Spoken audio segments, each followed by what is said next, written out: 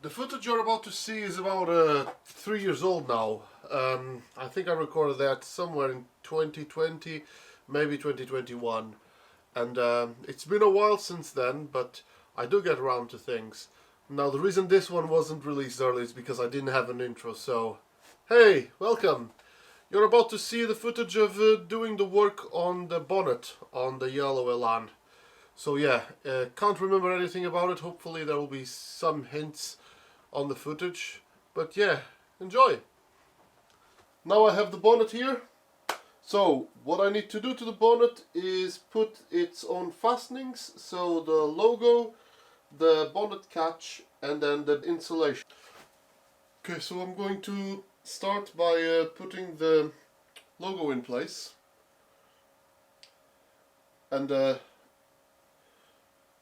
just two M5 bolts on the logo, so I just need to align these two. They're protruding from there, and now I need to put the washers and then the final bit, which is the nuts, which are a lot harder than they should have been.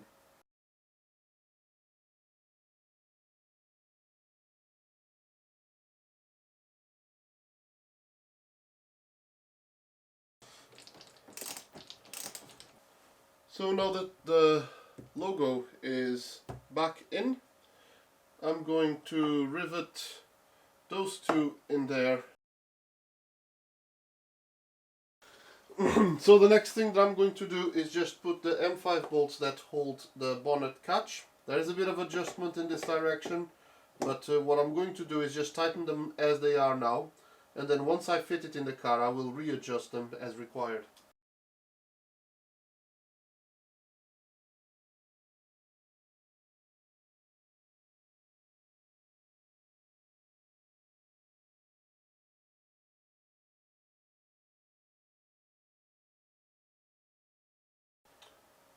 Well, hopefully that is the bonnet latch mechanism working. So moving on to piping and then finally the cover.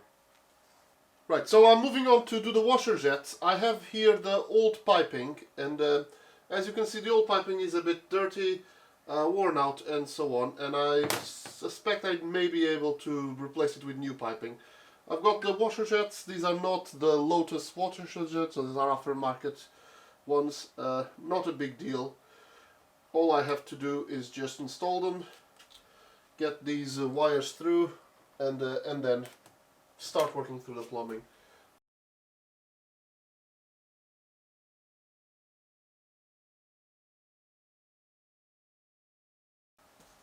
Now this is just part of the spares that I have in my garage. I once went to an auto shop and they had multiple sizes of hoses, and they were 2-3 quid each, so I just bought one of each size. So now I have the 6mm, 5mm and 3mm, and I'm just hoping that one of them will be the right size. But it looks like the 5mm is the right size.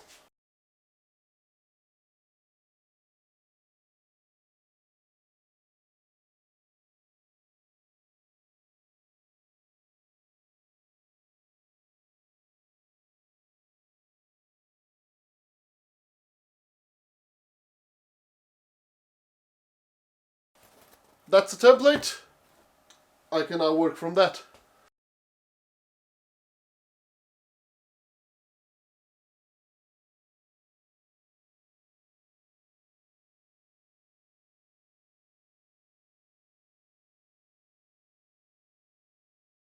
And here I have the insulation cut to side. Now as you can see I have the foil facing up, facing the engine side.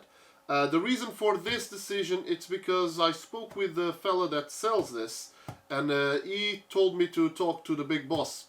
I actually talked directly to the owner of the company that manufactures the insulation, and he told me that they haven't got anything in stock where the glue is on the side of the foil, and it doesn't make much sense for the foil side to be facing the engine, because of the foil itself actually protects the insulation.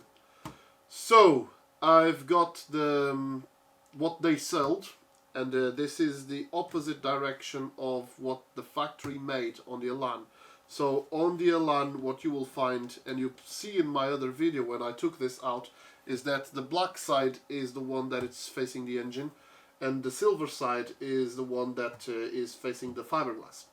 Now, in my case, I'm going to fit this the way that it came because this is what I've got, I already paid for it, and it helps me actually when I'm going to record more videos in the future, because having the silver side, this foil side on the bonnet, means that I can reflect some light, and that helps me do more videos in the future. So, with that in mind, what I'm going to do now, it's just do the cut here for the air intake. I know for a fact that that cut is not needed, there's enough clearance in the bonnet for it. But if I cut that out, I get enough insulation in order to fill up this, and then I can still use the rest of my insulation to do the bonnet of my other car. And that is the way that the car came out of the factory as well. Probably for the financing reasons, actually, not really because the intake needs to have no insulation or any more clearance. So, with that in mind, I'm just going to cut that, put it here, and then I'm going to try to figure out if there is a way to peel out the foil from here and then glue it over there to get the connection there and then ground it. I have no idea if the grounding of this foil makes any difference as far as electromagnetic frequencies or resonances, or if it makes you catch better radio or whatever. I'm going to see if I can put it back the way that it's meant to be in the factory. If it's not meant, if it doesn't go, it doesn't go. I'm not really bothered because I don't listen to the radio.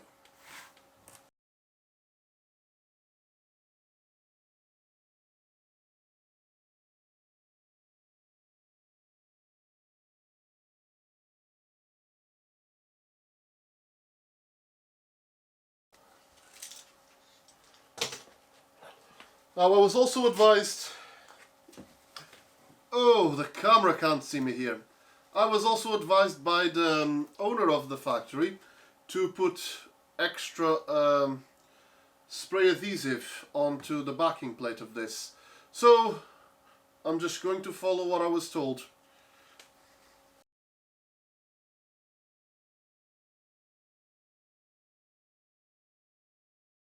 Right, so I've got a bit of foil that I have peeled off from the back of the leftover, and I'm just going to put a bit of glue on it and then bring it in and connect it there, and that will be it.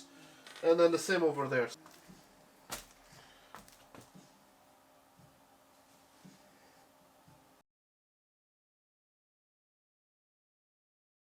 Next thing that I'm going to fit now, it's just the bonnet catch. So I've got it clipped already there.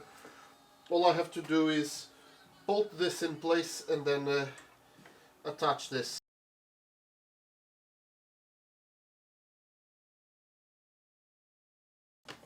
So that is the bonnet catch, so I can release the bonnet and hold it like this. Hopefully this will be the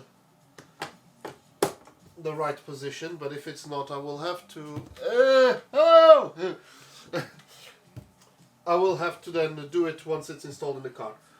So the only thing missing now is to get the clips that will hold the windscreen washer, and then they will route all the way up here and then over there. Well, I think it was recording. I think it was recording.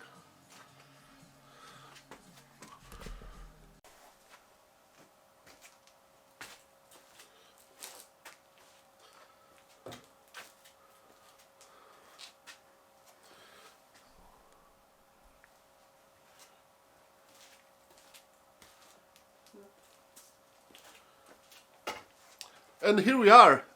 It's been 3 weeks since the last bit of footage that you just saw, and I've spent those 3 weeks on and off trying to find what is the best way to install this wiring here, this tubing, because I have some holes and they look like they should fit in with some plastic clips, and I've searched all over the internet and I cannot find plastic clips that have a 4mm diameter to fit in there.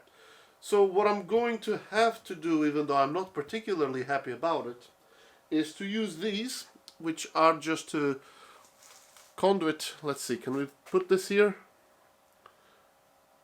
So I'm just going to use these, which are just plastic clips for wiring, and I'm gonna use a self-tapping screw to drill them into there and then fit it. I have some plastic clips coming from China. I've bought an assortment of multiple things from AliExpress, and if any of them does a better job than this, or a neater job than this, then I will probably update this video.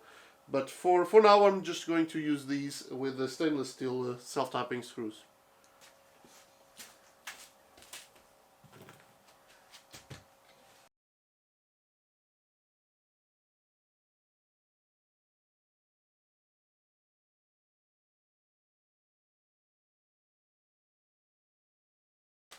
Well, now that I have these installed, I believe that the only thing left to do is to clear out the holes for the M6 screws and install the bonnet. So let's move on to do that.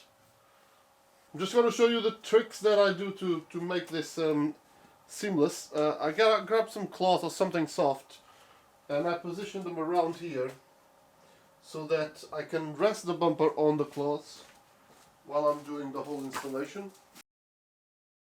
So I have no problem resting the bumper on the cloth, and now I'm just trying to align it, and this is a job that you can do alone.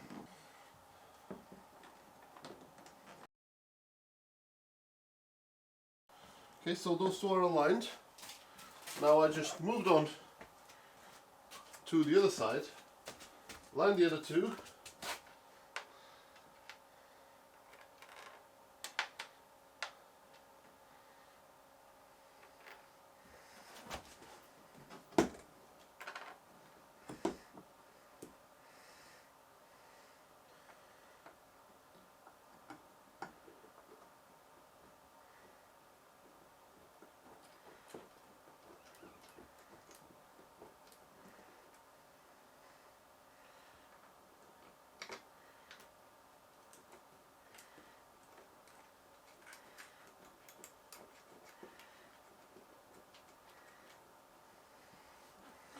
I'm still holding the weight of the bumper.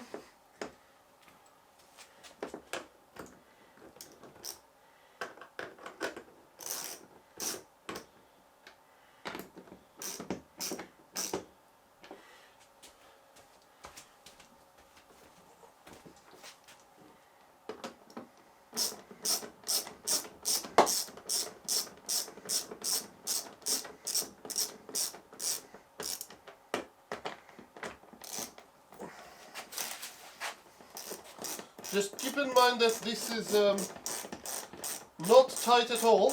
All I have is just this thing a little bit snug. This is almost finger tight. It's just enough to keep the whole bumper in place. And the next thing that I need to do is to adjust the bumper to fit in perfectly.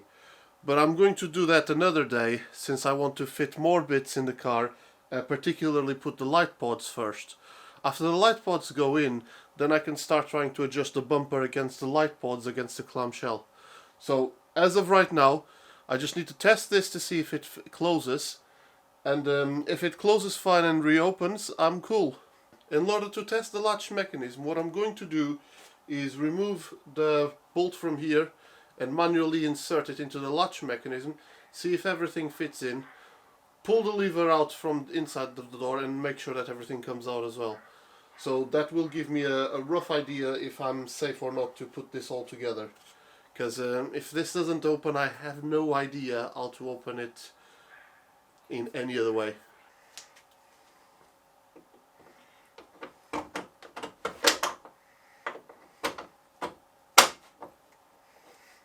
Okay, so that is held in place.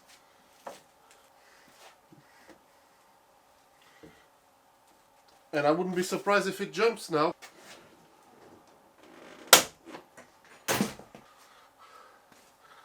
Well, that was quite spectacular. But I'm pretty sure that the bonnet release mechanism is working fine, so I can now give this a test run. Well, this is the moment of truth. We're going to find out if the bonnet latches on. And if it doesn't latch, I will have to loosen up the bolts a little bit to adjust the bonnet.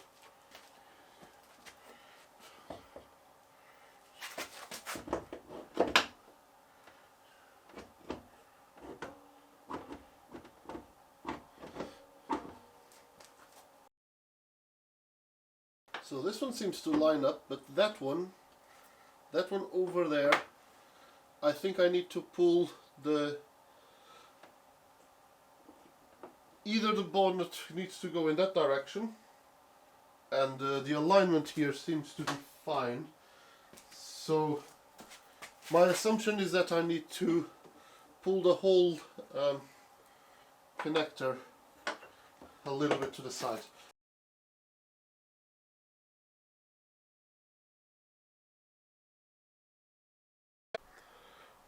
Okay, so I figured out what was wrong with the bonnet not closing, and it's this little nut here, which hopefully this camera can see better.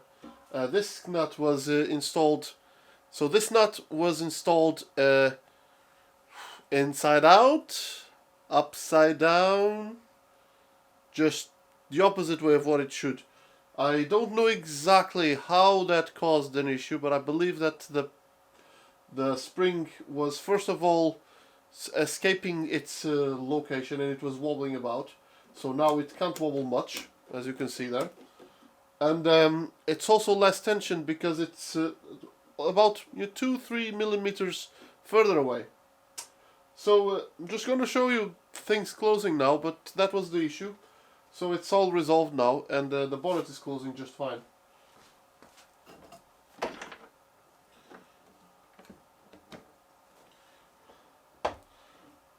So it goes up to the catch and now push down, and it's locked in place. I'm gonna point this a little bit down so you can see bonnet locked in place. There's a bit of a gap. I think I'm gonna push the bonnet a little bit further out, but I may not. It may align with the light pod, so we'll find out later. But anyway, just to show that it still opens, I can pull the lever and everything works just fine. Now, unfortunately, when I was fitting the logo back in, it cracked a bit of the glossy bit, and there's a little bit of the green that is gone. So as you can see, that chipped a little bit there. Let me just get the light about right here. That chipped a little bit there, and well, if anyone has a bonnet badge that wants to donate to this cause, I would appreciate it. Otherwise, that will be, you know, one of his scars from the battle. Well, that's the bonnet installed. New tubing, new sound insulation. The radio frequency sheet is there, connected and grounded. It's not grounded right now because I haven't connected that wire over there and the other side, but those will just be connected to the bottom, and then the grounding will happen anyway. I've got new tubing, new clips, new thingy, a new insulation. Everything here has been reconditioned to the best of my ability. So that's the bonnet done. That will be it for this video. I hope you guys enjoyed it, and I will see you in the next one.